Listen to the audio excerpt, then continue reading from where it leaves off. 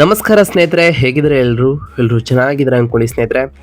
ಎಲ್ರಿಗೂ SPB ಮೀಡಿಯಾದ ಮತ್ತೊಂದು ವಿಡಿಯೋಗೆ ತಮಗೆಲ್ರಿಗೂ ಸ್ವಾಗತ ಸುಸ್ವಾಗತ.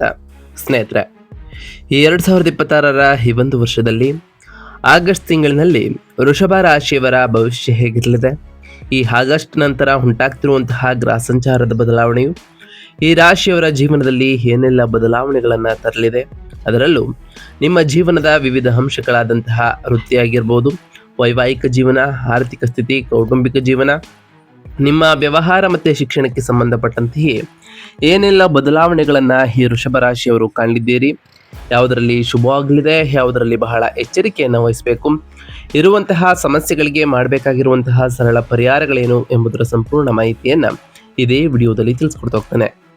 ಆದ್ದರಿಂದ ವಿಡಿಯೋನ ಸ್ಕಿಪ್ ಮಾಡಿದ ಇಲ್ಲಿಂದ ಕೊನೆ ತನಕ ನೋಡ್ತಾ ಬನ್ನಿ. ಸ್ಕಿಪ್ ಮಾಡಿ ವಿಡಿಯೋ ನೋಡೋದ್ರಿಂದ ನಿಮಗೆ ಫುಲ್ ಆಗಿ ಇನ್ಫಾರ್ಮೇಷನ್ ಅರ್ಥ ಆಗೋದಿಲ್ಲ. ಸೊ ಪ್ರತಿಯೊಂದು ವಿಡಿಯೋದಲ್ಲೂ ಹೇಳೋದಿಷ್ಟೇ, ವಿಡಿಯೋನ ಸ್ಕಿಪ್ ಮಾಡದೆ ಕೊನೆ ತನಕ ನೋಡಿ. ಹಾಗೆ ನಮ್ಮ ಈ ವಿಡಿಯೋ ಇಷ್ಟ ಆಗಿತ್ತು ಅಂದರೆ ವಿಡಿಯೋಗೆ ಒಂದು ಲೈಕ್ ಮಾಡಿ ಸ್ನೇಹಿತರೆ. ಯಾರೇನು ನಮ್ಮ ಚಾನಲ್ನ ಸಬ್ಸ್ಕ್ರೈಬ್ ಮಾಡ್ಕೊಂಡಿಲ್ಲ ಅವರು ಈಗಲೇ ಸಬ್ಸ್ಕ್ರೈಬ್ ಮಾಡ್ಕೊಳ್ಳಿ. ಸಬ್ಸ್ಕ್ರೈಬ್ ಮಾಡ್ಕೊಂಡು ಪ್ರತಿನಿತ್ಯ ವಿಡಿಯೋ ವಾಚ್ ಮಾಡ್ತಿರೋರಿಗೆ ಥ್ಯಾಂಕ್ ಯು ಸೊ ಮಚ್ ಅಂತ ಹೇಳ್ತಾ, ಹಾಗಾದರೆ ಈ ವೃಷಭ ರಾಶಿಯವರಿಗೆ ಆಗಸ್ಟ್ ತಿಂಗಳು ಏನೆಲ್ಲ ಬದಲಾವಣೆಗಳನ್ನು ತರಲಿದೆ ಎಂಬುದನ್ನು ಒಂದೊಂದಾಗಿ ನೋಡ್ತಾ ಬರೋಣ. ಹೌದು ಸ್ನೇಹಿತರೆ, ಈ ಆಗಸ್ಟ್ ತಿಂಗಳಿನಲ್ಲಿ ನಿಮ್ಮ ಪ್ರಮುಖ ಗಮನವು ನಿಮ್ಮ ಆಳವಾದ ಮೌಲ್ಯಗಳ ಮೇಲೆ ನಿಂತಿರ್ತದೆ. ನಿಮ್ಮ ಸಂಪತ್ತನ್ನು ಸುರಕ್ಷಿತವಾಗಿ ಇಡುವುದು, ಕುಟುಂಬದ ಸಾಮರಸ್ಯವನ್ನು ಕಾಪಾಡುವುದು ಮತ್ತು ಈ ಚೈತನ್ಯಭರಿತ ತಿಂಗಳಲ್ಲಿ ವೈಯಕ್ತಿಕ ಸೌಕರ್ಯಗಳನ್ನು ಕಂಡುಕೊಳ್ಳುವುದು ಬಹಳ ಮುಖ್ಯವಾಗಿರಲಿದೆ. ನಿಮ್ಮ ರಾಶಿ ಅಧಿಪತಿಯಾದಂತಹ ಶುಕ್ರನು ಬುದ್ಧಿವಂತಿಕೆ ಮತ್ತು ಪ್ರೇಮ ಸ್ಥಾನವಾದ 5ನೇ ಮನೆಯಲ್ಲಿ ಇಡೀ ತಿಂಗಳು ನೀಚ ಸ್ಥಾನದಲ್ಲಿ ಇರುವ ಕಾರಣ ಸೃಜನಶೀಲ ಸ್ಫೂರ್ತಿ ಹಾಗೂ ನಿಮ್ಮ ವೈಯಕ್ತಿಕ ಸೌಕರ್ಯಗಳ ಕುರಿತಾದ ಅಸುರಕ್ಷಿತ ಭಾವನೆಯು ವಿಚಿತ್ರ ಮಿಶ್ರಣವನ್ನು ಈ ಟೈಮ್ನಲ್ಲಿ ಅನುಭವಿಸಬಹುದು. ಹಾಗೆ ಈ ತಿಂಗಳ ಆರಂಭದಲ್ಲಿ ಮಂಗಳನು ನಿಮ್ಮ 2ನೇ ಮನೆಗೆ ಬಲವಾಗಿ ಪ್ರವೇಶವನ್ನು ಮಾಡುವುದರಿಂದ ನಿಮ್ಮ ಆರ್ಥಿಕ ಸ್ಥಿತಿಯು ಅಸ್ತವ್ಯಸ್ತಗೊಳ್ತಾ ಹೋಗ್ತದೆ. ಹಠಾತ್ ಖರ್ಚುಗಳಿಂದ ನಿಮ್ಮ ಉಳಿತಾಯಕ್ಕೆ ಧಕ್ಕೆಯೂ ಕೂಡ ಇದೇ ತಿಂಗಳಿನಲ್ಲಿ ಉಂಟಾಗಲಿದೆ ಮತ್ತು ಕುಟುಂಬದ ಕೂಟಗಳಲ್ಲಿ ನಿಮ್ಮ ಮಾತು ಬಹಳ ಕಠಿಣವಾಗ್ತಾ ಹೋಗ್ತದೆ. ನಿಮ್ಮ 11ನೇ ಮನೆಯಲ್ಲಿ ವಕ್ರಿ ಯೋಗದಲ್ಲಿರ್ತಕ್ಕಂತಹ ಶನಿಯು ವಿಶ್ವಾಸಾರ್ಹ ಮತ್ತು ನಿರಂತರ ಬೆಂಬಲದಿಂದ ಈ ಉದ್ವಿಗ್ನತೆಯು ಸುಂದರವಾಗಿ ಸಮತೋಲನಗೊಳ್ತಾ ಹೋಗ್ತದೆ. ಇದು ನೀವು ಕಷ್ಟಪಟ್ಟು ನಿರ್ಮಿಸಿದ ಲಾಭಗಳು ಮತ್ತು ವೃತ್ತಿಪರ ಜಾಲಗಳನ್ನು ಸ್ಥಿರವಾಗಿ ಸಾಕಾರಗೊಳಿಸ್ತಾ ಬರ್ತದೆ. ನಿಮ್ಮ ಸ್ವಾಭಾವಿಕ ವ್ಯಾವಹಾರಿಕ ಬುದ್ಧಿವಂತಿಕೆಯನ್ನು ಬಳಸಿ ಮತ್ತು ಆತುರದ ಪ್ರತಿಕ್ರಿಯೆಗಳನ್ನು ತಪ್ಪಿಸುವ ಮೂಲಕ ನಿಮ್ಮ ಆಸ್ತಿಯನ್ನು ನೀವು ಕೌಶಲ್ಯದಿಂದ ರಕ್ಷಿಸಿಕೊಳ್ಳಬಹುದಾಗಿದೆ ಅಂತಲೇ ಹೇಳ್ಬೋದು. ಮತ್ತು ವೃತ್ತಿ ಜೀವನದಲ್ಲಿ ಅನಿರೀಕ್ಷಿತ ಯಶಸ್ಸನ್ನು ಕೂಡ ಈ ರಾಶಿಯವರು ಈ ಆಗಸ್ಟ್ ತಿಂಗಳಿನಲ್ಲಿ ಸಾಧಿಸಬಹುದಾಗಿದೆ. ಹಾಗಾದರೆ ಈ ಆಗಸ್ಟ್ ತಿಂಗಳಿನಲ್ಲಿ ಈ ವೃಷಭ ರಾಶಿಯವರಿಗೆ ಇರತಕ್ಕಂತಹ ಪ್ರಮುಖ ಗ್ರಹ ಸಂಚಾರಗಳ ವಿಚಾರಕ್ಕೆ ಬರೋದಾದರೆ, ಮೊದಲನೇದಾಗಿ ಸೂರ್ಯಗ್ರಹದ ವಿಚಾರಕ್ಕೆ ಬರೋದಾದರೆ, 3ನೇ ಮನೆಯಲ್ಲಿ ಆಗಸ್ಟ್ 1ರಿಂದ ಆಗಸ್ಟ್ 17ರವರೆಗೆ ಸೂರ್ಯನು ಇರಲಿದ್ದು ಆರಂಭದ ಧೈರ್ಯದ ಪ್ರಯತ್ನಗಳನ್ನು ಇದು ತರಲಿದ್ದು, ಅನಂತರ ಆಸ್ತಿ, ತಾಯಿಯ ಆರೋಗ್ಯ ಮತ್ತು ಕೌಟುಂಬಿಕ ಅಧಿಕಾರದ ಕಡೆಗೆ ತೀವ್ರ ಗಮನ ಹರಿಸುವಂತೆ ಮಾಡ್ತಾ ಬರ್ತದೆ. ಇನ್ನು ಬುಧ ಗ್ರಹದ ವಿಚಾರಕ್ಕೆ ಬರೋದಾದರೆ, 2ನೇ ಮನೆಯಲ್ಲಿ ಆಗಸ್ಟ್ 1ರಿಂದ 5ರವರೆಗೆ ಸ್ವಕ್ಷೇತ್ರದಲ್ಲಿ ಬುಧನು ಇರಲಿದ್ದು, ಅದಾದ ನಂತರ 3ನೇ ಮನೆಗೆ ಆಗಸ್ಟ್ 5ರಿಂದ 22ರವರೆಗೆ ಪ್ರವೇಶವನ್ನು ಮಾಡತಕ್ಕಂತಹ ಬುಧನು ಆರಂಭದಲ್ಲಿ ತ್ವರಿತ ಆರ್ಥಿಕ ನಿರ್ಧಾರಗಳನ್ನು ನಡೆಸಲಿದ್ದು, ಅನಂತರ ಅತ್ಯಂತ ಸಕ್ರಿಯ ಸಂವಹನವನ್ನು ನಿಮ್ಮ ಜೀವನದಲ್ಲಿ ತರಲಿದ್ದಾರೆ. ಇದರ ನಂತರ ಆಸ್ತಿ, ಮಾತುಕತೆ ಮತ್ತು ಕೌಟುಂಬಿಕ ಯೋಜನೆಗಳಲ್ಲಿ ಈ ರಾಶಿಯವರು ತೊಡಗಿಸ್ತಾ ಹೋಗ್ತಾರೆ ಅಂತಲೇ ಹೇಳ್ಬೋದು. ಇನ್ನು ಶುಕ್ರಗ್ರಹದ ವಿಚಾರಕ್ಕೆ ಬರೋದಾದರೆ, 5ನೇ ಮನೆಯಲ್ಲಿ ನೀಚ ಸ್ಥಾನದಲ್ಲಿ ಇಡೀ ತಿಂಗಳು ಇರತಕ್ಕಂತಹ ಶುಕ್ರನು ಮಕ್ಕಳು, ಪ್ರೇಮ ಮತ್ತು ಸೃಜನಶೀಲ ಬುದ್ಧಿವಂತಿಕೆಯನ್ನು ಎತ್ತಿ ತೋರಿಸಲಿದೆ. ಇದರ ನೀಚತ್ವವು ನಿಮ್ಮ ವೈಯಕ್ತಿಕ ಸೌಕರ್ಯಗಳಿಗೆ ಸ್ವಲ್ಪ ಮಟ್ಟಿನ ಅಡೆತಡೆಗಳನ್ನು ಕೂಡ ತರಬಹುದು ಅಂತಲೇ ಹೇಳ್ಬೋದು ಸ್ನೇಹಿತರೆ. ಇನ್ನು ಮಂಗಳ ಗ್ರಹದ ವಿಚಾರಕ್ಕೆ ಬರೋದಾದರೆ, ಮಂಗಳನು ಆರಂಭದಲ್ಲಿ ತೀವ್ರವಾದಂತಹ ವೈಯಕ್ತಿಕ ಶಕ್ತಿಯನ್ನು ಸೃಷ್ಟಿ ಮಾಡಲಿದ್ದು, ಮೊದಲನೇ ಮನೆಯಲ್ಲಿ ಆಗಸ್ಟ್ 1ರಿಂದ 2ನೇವರೆಗೆ ಇದ್ದು, ಅದಾದ ನಂತರ 2ನೇ ಮನೆಗೆ ಪ್ರವೇಶವನ್ನು ಮಾಡತಕ್ಕಂತಹ ಮಂಗಳನು ಆಗಸ್ಟ್ 2ರಿಂದ ಸೆಪ್ಟೆಂಬರ್ 1 ಅಂದರೆ ಈ ತಿಂಗಳ ಕೊನೆವರೆಗೂ ಕೂಡ ಇರಲಿದ್ದಾರೆ. ಇದು ಶೀಘ್ರದಲ್ಲೇ ನಿಮ್ಮ ಸಂಗ್ರಹವಾದ ಸಂಪತ್ತು, ಕುಟುಂಬದ ಮಾತು ಮತ್ತು ದೈನಂದಿನ ಆಹಾರ ಪದ್ಧತಿಯನ್ನು ಅಸ್ಥಿರಗೊಳಿಸ್ತಾ ಬರ್ತದೆ ಅಂತಲೇ ಹೇಳ್ಬೋದು. ಇನ್ನು ಗುರುಗ್ರಹದ ವಿಚಾರಕ್ಕೆ ಬರೋದಾದರೆ, 3ನೇ ಮನೆಯಲ್ಲಿ ನೀಚ ಸ್ಥಾನದಲ್ಲಿ ಇರತಕ್ಕಂತಹ ಗುರು ಇಡೀ ತಿಂಗಳು ಇರಲಿದ್ದು, ನಿಮ್ಮ ಧೈರ್ಯ ಮತ್ತು ಅಲ್ಪ ಪ್ರಯಾಣಗಳನ್ನು ವಿಸ್ತರಿಸುವುದನ್ನು ಮುಂದುವರಿಸ್ತಾ ಬರ್ತದೆ. ಸಹೋದರರೊಂದಿಗಿನ ಒಡನಾಟ ಮತ್ತು ದೈನಂದಿನ ಸಮೂಹಗಳ ಮೂಲಕ ಗಾಢವಾದ ಜ್ಞಾನವನ್ನು ಕೂಡ ತರ್ತದೆ. ಇನ್ನು ಶನಿಗ್ರಹದ ವಿಚಾರಕ್ಕೆ ಬರೋದಾದರೆ, 11ನೇ ಮನೆಯಲ್ಲಿ ಶನಿಯು ಇರಲಿದ್ದು ವಕ್ರಿಸ್ಥಾನದಲ್ಲಿ ಇರಲಿದ್ದು, ಆಸೆಗಳ ಸ್ಥಿರ ಮತ್ತು ಶಿಸ್ತುಬದ್ಧ ಈಡೇರಿಕೆಯನ್ನು ಇದು ಕಾಯ್ದುಕೊಳ್ತಾ ಹೋಗ್ತದೆ. ವಿಶ್ವಾಸಾರ್ಹ ಆದಾಯ ಮತ್ತು ಬಲವಾದ ವೃತ್ತಿಪರ ಜಾಲದೊಂದಿಗೆ ನಿಮ್ಮ ಹಿಂದಿನ ವೃತ್ತಿಪರ ಪ್ರಯತ್ನಗಳಿಗೆ ಪ್ರತಿಫಲವೂ ಕೂಡ ಸಿಗ್ತಾ ಬರ್ತದೆ. ಇನ್ನು ರಾಹು ಗ್ರಹದ ವಿಚಾರಕ್ಕೆ ಬರೋದಾದರೆ 10ನೇ ಮನೆಯಲ್ಲಿ ರಾಹು ಇರಲಿದ್ದು ಸಾಕಷ್ಟು ಬದಲಾವಣೆಗಳನ್ನು ಕೂಡ ನಿಮ್ಮ ಜೀವನದಲ್ಲಿ ರಾಹು ತರಲಿದ್ದಾರೆ. ವೃತ್ತಿ ಜೀವನದ ಸ್ಥಾನಮಾನಕ್ಕಾಗಿ ಒಲವನ್ನು ಕಾಯ್ದುಕೊಳ್ಳಲಿದ್ದು ಅನಿರೀಕ್ಷಿತ ಅವಕಾಶಗಳು ಮತ್ತು ಸಾರ್ವಜನಿಕ ಖ್ಯಾತಿಯನ್ನು ಹಠಾತ್ ಬದಲಾವಣೆಗಳಲ್ಲಿ ನೀವು ಕಾಣ್ತಾ ಬರ್ತೀರಿ. ಇನ್ನು ಕೇತು ಗ್ರಹದ ವಿಚಾರಕ್ಕೆ ಬರುವುದಾದರೆ 4ನೇ ಮನೆಯಲ್ಲಿ ವಕ್ರಿ ಸ್ಥಾನದಲ್ಲಿ ಕೇತು ಇರಲಿದ್ದು ನಿಮ್ಮ ಭಾವನಾತ್ಮಕ ಶಾಂತಿ ಮತ್ತು ಮನೆ ವಾತಾವರಣಕ್ಕೆ ಸಂಬಂಧಪಟ್ಟಂತೆಯೇ ಒಂಟಿತನ, ಗುಪ್ತ ಅಸುರಕ್ಷತೆ ಮತ್ತು ಆಧ್ಯಾತ್ಮಿಕ ಗೊಂದಲದ ಭಾವನೆಯನ್ನು ಕೂಡ ಇನ್ನು ಮುಂದುವರಿಸ್ತಾ ಬರ್ತದೆ ಅಂತಲೇ ಹೇಳ್ಬೋದು. ಒಟ್ಟಾರೆಯಾಗಿ ಸಾಕಷ್ಟು ಬದಲಾವಣೆಗಳನ್ನು ಈ ಆಗಸ್ಟ್ ತಿಂಗಳು ತರಲಿದೆ. ಹಾಗಾದರೆ ಈ ಆಗಸ್ಟ್ 10ರ ನಂತರ ಈ ರಾಶಿಯವರ ವೃತ್ತಿ ಮತ್ತು ಉದ್ಯೋಗದ ವಿಚಾರದಲ್ಲಿ ಏನೆಲ್ಲ ಬದಲಾವಣೆಗಳು ಆಗಲಿದೆ ಅಂತ ನೋಡ್ತಾ ಬರೋದಾದರೆ, ಕೆಲವು ಆರಂಭಿಕ ತೊಂದರೆಗಳ ಹೊರತಾಗಿಯೂ ನಿಮ್ಮ ವೃತ್ತಿಪರ ಜೀವನವು ದೀರ್ಘಕಾಲೀನ ಗ್ರಹಗಳ ಬೆಂಬಲದಿಂದ ಅಪಾರವಾದ ಪ್ರಯೋಜನವನ್ನು ಈ ತಿಂಗಳಿನಲ್ಲಿ ಪಡೆದುಕೊಳ್ತಾ ಬರ್ತದೆ. ಅದರಲ್ಲೂ ಆಗಸ್ಟ್ 2ರಂದೆಯೇ ಮಂಗಳನು ನಿಮ್ಮ 2ನೇ ಮನೆಗೆ ಆಲ್ರೆಡಿ ಪ್ರವೇಶವನ್ನು ಮಾಡಿರೋ ಕಾರಣ ಇದು ನಿಮ್ಮ ಒಪ್ಪಂದಗಳನ್ನು ಬಲವಂತವಾಗಿ ಮಾತುಕತೆ ಮಾಡಲು ಅಥವಾ ತಕ್ಷಣದ ಹಣಕಾಸಿನ ಪ್ರತಿಫಲಗಳನ್ನು ಒತ್ತಾಯಿಸಲು ನಿಮ್ಮನ್ನು ಪ್ರಚೋದಿಸಬಹುದು ಸ್ನೇಹಿತರೆ. ನಿಮ್ಮ 11ನೇ ಮನೆಯಲ್ಲಿ ವಕ್ರಿಯೋಗದಲ್ಲಿರುವ ಶನಿಯು ನಿರಂತರ ಉಪಸ್ಥಿತಿಯಲ್ಲಿಯೇ ನಿಜವಾದ ಶಕ್ತಿಯನ್ನು ಕೂಡ ತರಲಿದ್ದಾರೆ. ನೀವು ಅಜಾಗರೂಕ ವಿವಾದಗಳನ್ನು ತಪ್ಪಿಸಿ ಮತ್ತು ನಿಮ್ಮ ಸಾಬೀತಾದ ಖ್ಯಾತಿಯೇ ಮಾತನಾಡಲು ಬಿಟ್ಟರೆ ಈ ವಿಶ್ವಾಸಾರ್ಹ ಶಕ್ತಿಯು ಶಿಸ್ತುಬದ್ಧ ಪರಿಶ್ರಮದಿಂದ ನೀವು ಗಳಿಸಿದ ಸ್ಥಾನಮಾನ ಮತ್ತು ಆದಾಯವನ್ನು ಸ್ಥಿರವಾಗಿ ತಲುಪಿಸಲಿದೆ ಅಂತಲೇ ಹೇಳ್ಬೋದು.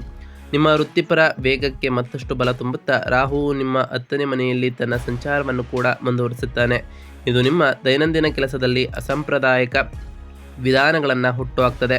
ವಿಶೇಷವಾಗಿ ವಿದೇಶಿ ಅಥವಾ ತಂತ್ರಜ್ಞಾನ ಸಂಬಂಧಪಟ್ಟಂತಹ ಕ್ಷೇತ್ರಗಳಲ್ಲಿ ಇತರರು ತಪ್ಪಿಸುವಂತಹ ಸಮಸ್ಯೆಗಳನ್ನು ಪರಿಹರಿಸುವ ಮೂಲಕ ನೀವು ಹಠಾತ್ ಅಧಿಕಾರವನ್ನು ಕೂಡ ಗಳಿಸಬಹುದು. ಕಚೇರಿಯಲ್ಲಿ ಸಣ್ಣ ಪುಟ್ಟ ರಾಜಕೀಯವು ನಿಮ್ಮ ಗಮನವನ್ನು ಬೇರೆಡೆಗೆ ಸೆಳೆಯಲು ಬಿಡಬೇಡಿ. ನಿಮ್ಮ ವಿಸ್ತೃತ ವೃತ್ತಿಪರ ಜಾಲದೊಳಗೆ ಮೈತ್ರಿಗಳನ್ನು ನಿರ್ಮಿಸುವುದರ ಮೇಲೆ ಗಮನವನ್ನು ಕೊಡ್ತಾ ಬಂದರೆ ಈ ವೃಷಭ ರಾಶಿಯವರಿಗೆ ಬಹಳಷ್ಟು ಅನುಕೂಲಕರವಾಗಿರಲಿದೆ ಅಂತಲೇ ಹೇಳ್ಬೋದು. ನಿಮ್ಮ ವೃತ್ತಿಯ ವಿಚಾರದಲ್ಲಿ ಇನ್ನು ವ್ಯಾಪಾರ ಮತ್ತು ಸ್ವಯಂ ಉದ್ಯೋಗದ ವಿಚಾರಕ್ಕೆ ಬರೋದಾದರೆ ಉದ್ಯೋಗದಲ್ಲೂ ಕೂಡ ಸಾಕಷ್ಟು ಬದಲಾವಣೆಗಳನ್ನು ಕಾಣ್ತಾ ಬರ್ತೀರಿ. ನಿಮ್ಮ ಸಂಪತ್ತು ಮತ್ತು ಬುದ್ಧಿವಂತಿಕೆಯ ಅಧಿಪತಿಯಾಗಿರ್ತಕ್ಕಂತಹ ಬುಧನು ನಿಮ್ಮ 2ನೇ ಮನೆಯಲ್ಲಿ 3ನೇ ಮನೆಯ ಮೇಲೆ ವೇಗವಾಗಿ ಚಲಿಸುವ ಕಾರಣ ಅಂತಿಮವಾಗಿ ಆಗಸ್ಟ್ 22ರಂದು 4ನೇ ಮನೆಗೆ ತಲುಪ್ತಾನೆ. ಇದು ನಿಮ್ಮ ಮೊದಲ ವಾರದಲ್ಲಿ ಅಂದರೆ ಈ ಆಗಸ್ಟ್ 10ರ ನಂತರ ವ್ಯಾಪಾರ ಒಪ್ಪಂದಗಳು ಮತ್ತು ಹಣಕಾಸು ಒಪ್ಪಂದಗಳನ್ನು ತ್ವರಿತವಾಗಿ ಅಂತಿಮಗೊಳಿಸಬೇಕಾಗ್ತದೆ. ಬುಧನು ಬದಲಾದಂತೆ ಅಲ್ಪ ಪ್ರಯಾಣಗಳು, ಗ್ರಾಹಕರ ಸಂವಹನಗಳು ಮತ್ತು ಮಾರುಕಟ್ಟೆ ಪ್ರಯತ್ನಗಳಲ್ಲಿ ಹೆಚ್ಚಳವನ್ನು ಕೂಡ ನಿರೀಕ್ಷಿಸಿ ಎಚ್ಚರಿಕೆಯಿಂದ ಇರಿ. ಏಕೆಂದರೆ ಈ ಮಾತುಕತೆಗಳು ನಿಮ್ಮ ದೀರ್ಘಕಾಲೀನ ವಾಣಿಜ್ಯ ಸ್ಥಿರತೆ ಮತ್ತು ಸಂಗ್ರಹದ ಗಳಿಕೆಯ ಮೇಲೆ ನೇರವಾಗಿ ಪರಿಣಾಮವನ್ನು ಬೀರಲಿದೆ. ಅದರಿಂದ ಬಹಳ ಎಚ್ಚರಿಕೆಯಿಂದ ಇರುವುದು ಕೂಡ ಅವಶ್ಯಕ ಅಂತಲೇ ಹೇಳ್ಬೋದು. ಹಾಗೆ ನಿಮ್ಮ ಉಚ್ಚ ಸ್ಥಾನದಲ್ಲಿ ಇರತಕ್ಕಂತಹ ಗುರು ನಿಮ್ಮ 3ನೇ ಮನೆಗೆ ಆಶೀರ್ವಾದವನ್ನು ಮಾಡುವುದನ್ನು ಮುಂದುವರಿಸಲಿದ್ದು ಇದು ನಿಮ್ಮ ಉದ್ಯಮಶೀಲತೆ, ಧೈರ್ಯ ಮತ್ತು ಬುದ್ಧಿವಂತಿಕೆಯನ್ನು ವಿಸ್ತರಿಸಲಿದೆ. ಹೊಸ ಯೋಜನೆಗಳನ್ನು ಪ್ರಾರಂಭಿಸಲು ಅಥವಾ ಕುಟುಂಬದ ಉದ್ಯಮಗಳಲ್ಲಿ ಸಹೋದರರೊಂದಿಗೆ ನಿಕಟವಾಗಿ ಸಹಕರಿಸಲು ಈ ಸಮಯವನ್ನು ಬಳಸ್ಕೊಳ್ತಾ ಬನ್ನಿ.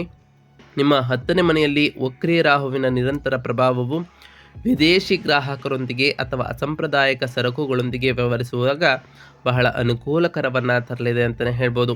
ಇದರಿಂದ ಸಾಕಷ್ಟು ಬದಲಾವಣೆಗಳನ್ನು ಕೂಡ ಈ ರಾಶಿಯವರು ಕಾಣಲಿದ್ದೀರಿ. ಇನ್ನು ಈ ರಾಶಿಯವರ ಧನಲಾಭದ ವಿಚಾರಕ್ಕೆ ಬರೋದಾದರೆ ಈ ಆಗಸ್ಟ್ ತಿಂಗಳಿನಲ್ಲಿ ಆರ್ಥಿಕ ಭದ್ರತೆಯನ್ನು ರಕ್ಷಿಸಿಕೊಳ್ಳುವುದು ಅತ್ಯಂತ ಮುಖ್ಯವಾಗ್ತಾ ಬರ್ತದೆ. ನಿಮ್ಮ ರಾಶಿ ಅಧಿಪತಿ ಶುಕ್ರನು 5ನೇ ಮನೆಯಲ್ಲಿ ನೀಚ ಸ್ಥಾನದಲ್ಲಿ ಇರುವ ಕಾರಣ ಇದು ಶಿಕ್ಷಣ ಅಥವಾ ಸೃಜನಶೀಲ ಪ್ರಯತ್ನಗಳಲ್ಲಿನ ಹೂಡಿಕೆಗಳಿಗೆ ಬಹಳಷ್ಟು ಅನುಕೂಲಕರವಾಗಿದ್ದರೂ ಊಹಾತ್ಮಕ ಅಪಾಯಗಳು ಅಥವಾ ಐಷಾರಾಮಿಗಳಿಗಾಗಿ ಅತಿ ಹೆಚ್ಚು ಖರ್ಚು ಮಾಡುವುದರ ವಿರುದ್ಧ ಎಚ್ಚರಿಕೆಯನ್ನು ಕೂಡ ನೀಡ್ತಾ ಬರ್ತದೆ. ಆಗಸ್ಟ್ 5ರವರೆಗೆ ತನ್ನದೇ ಆದ 2ನೇ ಮನೆಯಲ್ಲಿ ಬುಧನ ಬಲವಾದ ಆರಂಭವು ನಿಮ್ಮ ಉಳಿತಾಯವನ್ನು ವ್ಯವಸ್ಥಿತಗೊಳಿಸಲು ಒಂದು ಸಣ್ಣ ಅವಕಾಶವನ್ನು ನೀಡಲಿದೆ. ನಿಮ್ಮ ಬಜೆಟನ್ನು ಮುಂಚಿತವಾಗಿ ನಿಗದಿಪಡಿಸಿಕೊಳ್ತಾ ಬನ್ನಿ. ಏಕೆಂದರೆ ಈ ತಿಂಗಳು ಉಳಿದ ಭಾಗದಲ್ಲಿ ಅನಿರೀಕ್ಷಿತ ಸೋರಿಕೆಯನ್ನು ಕೂಡ ನೀವು ಕಾಣ್ಬೋದು. ಆದ್ದರಿಂದ ಸಂಗ್ರಹದ ಹಣದ ಬಗ್ಗೆ ಎಚ್ಚರಿಕೆ ನಿರ್ವಹಣೆ ಅಗತ್ಯ ಇರಲಿದೆ ಅಂತಲೇ ಹೇಳ್ಬೋದು. ಆಗಸ್ಟ್ 2ರಂದು ಆಲ್ರೆಡಿ ಮಂಗಳನು ನಿಮ್ಮ 2ನೇ ಮನೆಗೆ ಪ್ರವೇಶವನ್ನು ಮಾಡಿರೋ ಕಾರಣ ಏರಿಳಿತಗಳು ಕೂಡ ಉಂಟಾಗ್ತಾ ಬರ್ತದೆ. ವಿದೇಶಿ ವಿಷಯಗಳಿರ್ಬೋದು, ಗುಪ್ತ ಬಾಂಧವ್ಯಗಳು, ಹಾಗೆ ಆತುರದ ಖರೀದಿಗಳಿಗೆ ಸಂಬಂಧಪಟ್ಟಂತಹ ಹಠಾತ್ ಖರ್ಚುಗಳನ್ನು ಕೂಡ ಅನುಭವಿಸ್ಬೋದು. ನಿಮ್ಮ ಆಸ್ತಿಪಾಸ್ತಿಗಳನ್ನು ಕಾವಲು ಕಾಯ್ದುಕೊಳ್ಳಿ. ಅದೃಷ್ಟವಶಾತ್ ನಿಮ್ಮ 11ನೇ ಮನೆಯಲ್ಲಿ ವಕ್ರಿ ಶನಿಯು ನಿರಂತರ ಉಪಸ್ಥಿತಿಯು ನಿಯಮಿತ ಆದಾಯದ ಮೂಲಗಳನ್ನು ಸುರಕ್ಷಿತವಾಗಿರುವುದನ್ನು ಖಾತರಿಪಡಿಸ್ತದೆ ಅಂತಲೇ ಹೇಳ್ಬೋದು. ನಿಮ್ಮ ದೈನಂದಿನ ವೃತ್ತಿಪರ ಪ್ರಯತ್ನಗಳ ಮೂಲಕ ನೀವು ಗಳಿಸಿದ್ದನ್ನು ಸುರಕ್ಷಿತವಾಗುವುದರ ಮೇಲೆ ಸಂಪೂರ್ಣವಾಗಿ ಗಮನ ಹರಿಸ್ತಾ ಬರ್ತೀರಿ ಅಂತಲೇ ಹೇಳ್ಬೋದು.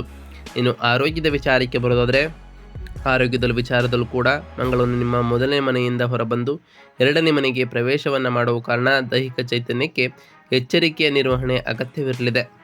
ಈ ಬದಲಾವಣೆಯು ತಕ್ಷಣದ ದೈಹಿಕ ಉಷ್ಣತೆಯನ್ನು ತಣ್ಣಗಾಗಿಸಲಿದೆ, ಆದರೆ ನಿಮ್ಮ ಮುಖ, ಹಲ್ಲುಗಳು ಅಥವಾ ಆಹಾರ ಪದ್ಧತಿಗೆ ಸಂಬಂಧಪಟ್ಟಂತಹ ಸಮಸ್ಯೆಗಳನ್ನು ಪ್ರಚೋದಿಸ್ಬೋದು ಅಂತಲೇ ಹೇಳ್ಬೋದು. ಅದರಿಂದ ಬಹಳ ಎಚ್ಚರಿಕೆಯನ್ನು ವಹಿಸಿ ನಿಮ್ಮ ಆರೋಗ್ಯದ ಕಡೆಗೆ.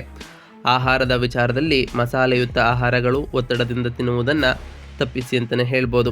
ಆಗಸ್ಟ್ 17ರವರೆಗೆ ನಿಮ್ಮ 3ನೇ ಮನೆಯಲ್ಲಿ ಸೂರ್ಯನ ಉಪಸ್ಥಿತಿಯು ನಿಮಗೆ ಅತ್ಯುತ್ತಮ ಶಕ್ತಿ ಮತ್ತು ಚೇತರಿಕೆಯನ್ನು ನೀಡಲಿದ್ದು, ಇದರಿಂದ ಶಿಸ್ತುಬದ್ಧ ಮತ್ತು ಸ್ಥಿರವಾದ ವ್ಯಾಯಾಮವನ್ನು ದಿನಚರಿಯಲ್ಲಿ ಸ್ಥಾಪಿಸಲು ಈ ಅವಧಿಯನ್ನು ಬಳಸ್ಕೊಳ್ತಾ ಬಂದರೆ ಬಹಳಷ್ಟು ಉತ್ತಮವಾದಂತಹ ಆರೋಗ್ಯವನ್ನು ಕೂಡ ಈ ರಾಶಿಯವರು ಪಡೆದುಕೊಳ್ಬೋದಾಗಿದೆ. ಇನ್ನು ಈ ರಾಶಿಯವರ ಕುಟುಂಬ ಮತ್ತು ವೈಯಕ್ತಿಕ ಸಂಬಂಧಗಳ ವಿಚಾರಕ್ಕೆ ಬರೋದಾದರೆ, ಕೌಟುಂಬಿಕ ವಿಚಾರದಲ್ಲಿ ಸಾಮರಸ್ಯವು ಅಶಾಂತಿಯನ್ನು ಈ ರಾಶಿಯವರ ಜೀವನದಲ್ಲಿ ತರಲಿದೆ.